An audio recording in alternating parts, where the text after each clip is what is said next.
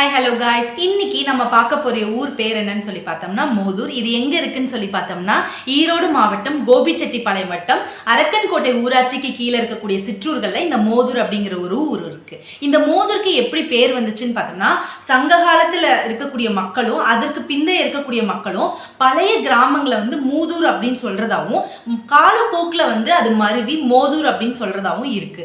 இப்போவுமே நீங்க மோதூர் அப்படிங்கிற ஊர்ல போய் பார்த்தீங்கன்னா அங்க நிறைய மக்கள் இருக்காங்க. அதாவது கிட்டத்தட்ட 1655 மக்கள் இருக்காங்க. கிட்டத்தட்ட 480 குடும்பங்கள் இருக்கு. ஆண்களும் பெண்களும் கிட்டத்தட்ட சரிசமமா இருக்காங்க.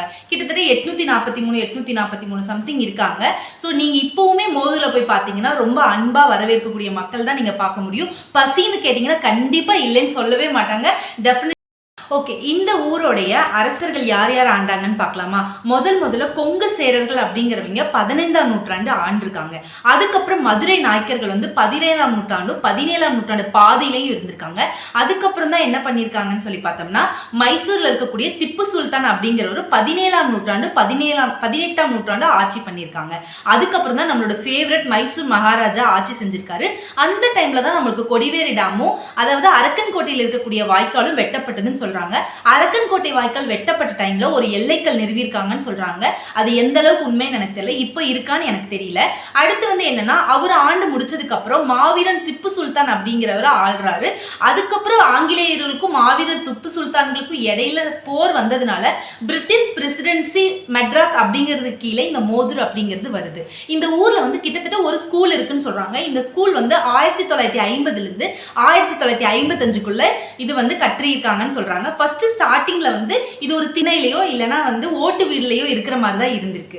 அதுக்கப்புறம் அந்த டைம்ல யார் ஆட்சி செஞ்சாங்கன்னு பார்த்தோம்னா காமராஜர் தான் முதலமைச்சரா இருந்திருக்காரு. நேரு தான் பிஎம்ஆ இருந்திருக்காரு.